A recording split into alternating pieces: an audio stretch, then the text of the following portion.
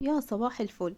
تعالوا بينا بقى نعمل ايه الفطير الجميل المشلتت الفلاحي دوت بطريقة سهلة جدا وسريعة. لا تخليكي بقى ايه ايدك توجعك من التطبيق ولا التوريق ولا الكلام ده كله. عايزة اقول لكم شوفوا النتيجة قدامكم، بسم الله ما شاء الله، ايديا باينة من التوريق، وكل ورقة مخاصمة التانية، كل توريقة منفصلة عن التانية خالص. تمام، بكيلو دقيق واحد هنعمل 3 فطيرات، بسم الله ما شاء الله، حاجة كده تحفة وفاخر من الآخر. لازم طبعا قبل ما نعمل الفطير نكون محضرين الجبنة القديمة والعسل الأسود أبو طحينة. هنسمي الله ونصلي على الرسول في الكومنتات، ويلا بينا نخش في الوصفة بتاعتنا. ما تنسوش تعملوا لي لايك وشير ومتابعة للصفحة. معايا هنا مبدئيا كيلو دقيق. هنخله الاول. ليه بنخله الاول؟ علشان يدخل اي هواء في الدقيق نفسه، عشان ايه؟ يبقى الفطيرة هشة كده ومورقة. تمام، دي حاجة مهمة جدا في كل المعجنات، ان احنا ننخل الدقيق قبل ما نستخدمه. دخلت كيلو الدقيق وهحط عليه رشة من الملح ومعلقتين من السكر. تمام كده زي الفل. هقلب بقى كل المكونات دي مع بعضها. احنا عارفين طبعا ان الفطير بتاعنا ما بيتحطلوش اي خميرة. نزلت عليه بمية عادية من الحنفية، يعني لا سخنة ولا دافية ولا ساقعة، من الحنفية على طول يا جماعة. انا كل المعجنات بتاعتي معتمدة مية من الحنفية، صيف شتاء مية من الحنفية. تمام، هقلب كل المكونات دي مع بعضها وهفضل اعجن بقى كده. يعني حطيت المية كده الاول وفضلت اقلب لحد ما خلاص دي بدأ يتوه في الميه، وهبدا اعجن بقى بايدي. تمام، هفضل الت فيه كده. انتوا عارفين طبعا ان الفطير ما هو الا لت، لازم نخدمه قوي علشان يطلع معانا مورق وحلو قوي زي ما انتوا شايفينه في البدايه كده. تمام، خلاص عجنته وخلصته كده، وهروح جايه نازله عليه بنقطه زيت عشان بس العجينه ما تنشفش معايا. هسيبها ترتاح بقى. لو عندك اي حاجه في البيت تقدري تخلصيها عبال ما تسيبي العجينه ترتاح، مفيش اي مشكله، مش هيجرى لها اي حاجه لان هي ما فيهاش خميره، ويعني عادي جدا.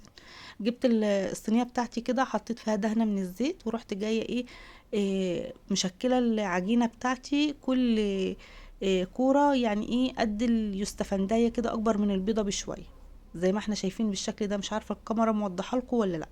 تمام، هشكل كل العجينه بالشكل ده، وهسيب ربع العجينه، الربع بتاعها هعمله على 3 كور. الكوره اهو بوريكم اهو، الكوره اللي انا هعملها فيها هتبقى قد البرتقانه ام سره. يعني عارفين البرتقانه ابو سره اللي هي محيره، لا كبيره أوي ولا صغيره قوي. ليه بقى انت بتعملي كده يا ايمان؟ هوريكم دلوقتي في الفيديو، عشان احنا هنورقه بطريقه مختلفه جدا. فهنحتاج التلاتة الكبار دول، لان انا عامله 3 فطاير. تمام، فهحتاج 3 كور من دي علشان هنشكل بيها اخر الفطيره. تمام كده زي الفل. هسيبهم برضو يرتاحوا شويه عبال ما اجهز السمنه بتاعتي. معايا هنا سمنه بلدي صافي، مش منضاف عليها اي حاجه خالص. تمام، زي ما احنا شايفين كده. وهسيحها في الميكروويف شويه كده، مش عايزاها تبقى دافيه، هسيحها بس، وهضيف عليها شويه زيت. وكل كوره من اللي انا شكلتها هروح جايه احطها كده في قلب البوله بتاعتي اللي فيها زيت وسمنه، وهروح جايه فردها بالشكل ده. قولوا لي بتتابعوني من اي بلد، لان تعليقاتكم بتسعدني جدا وبحب اعرف انتوا بتتابعوني منين. تمام، جبت بقى الصينيه بتاعتي هنا، دهنتها دهنه سمنه على زيت من اللي انا بورق بيه. ورحت جايه واخده اول واحده فردتها، رحت جايه حطاها كده في قلب الصينيه وبسويها عشان تبقى مفروده عادي جدا. تمام، والتانية برضو نفس الحكاية، هفضل شغالة بقى. كل فطيرة اخدت مني كام طبقة او كام كورة من ديت، 6 كور.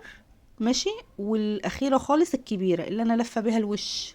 تمام، هتشوفوني دلوقتي الطريقة اللي انا بعمل بيها سهلة جدا وسريعة. لا هنطبق بقى ولا هنفرد ولا هنعمل رول ولا الكلام ده كله، ولا هنتعب نفسنا خالص.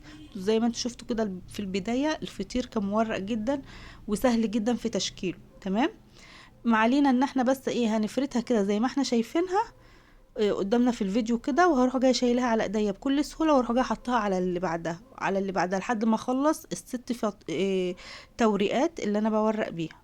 تمام، اهو انا بصور لكم كل حاجه اهوت عشان ما فيش حاجه تتوه مننا. لو حسينا ان هي صغيره شويه نروح جايين شدينها، بتتشد معانا عادي. نغطي دي باللي بعدها ونغطي دي باللي بعدها عشان يبقى كلها مساويه بعضها، ما يبقاش فيه واحده صغيره وواحده كبيره داخل الفطيره. تمام، دي اكبر واحده بقى. تعالوا بقى شوف احنا هنعمل فيها ايه. انا يعني بهز الصينيه عشان الفطيره تنزل في النص، عادي جدا بتنزل معايا مفيش مشكله، ما بتفضلش ماسكه مكانها لانها اصلا متغرقه سمنه وزيت. تمام. لو عايزين نعمله بالزبده مفيش مشكله. حطيت بقى الكبيره هنا، طبعا فردها اكبر من الفطاير اللي انا مجهزاها، وهجيبها من تحت كده واروح جايه مدخلاها تحت الفطاير. تمام كده، اللي انا ورقته زي ما احنا شايفين كده، اظن مفيش اسهل من كده. هسيبها بقى شويه عبال ما اجهز ايه. هنا طبعا كان النور عملها معايا وقطع، معلش سامحوني. فولعت الشمعة وكنت ماسكة بايديا التانية بالتليفون. بعد ما ارتحت حوالي ربع ساعة كده، كنت انا طبعا مشغلة الفرن يسخن. هروح جاية مفردها بالشكل اللي انتوا شايفينه ده، بتتفرد معايا بكل سهولة يا جماعة اهو. ودي التانية بوريها لكم اهي، والتالتة برضو هوريها لكم اهي، دي التالتة. معلش بقى سامحوني على موضوع النور ده، هو حاجة غصب عننا والله. تمام. يلا بينا بقى ندخلها في الفرن.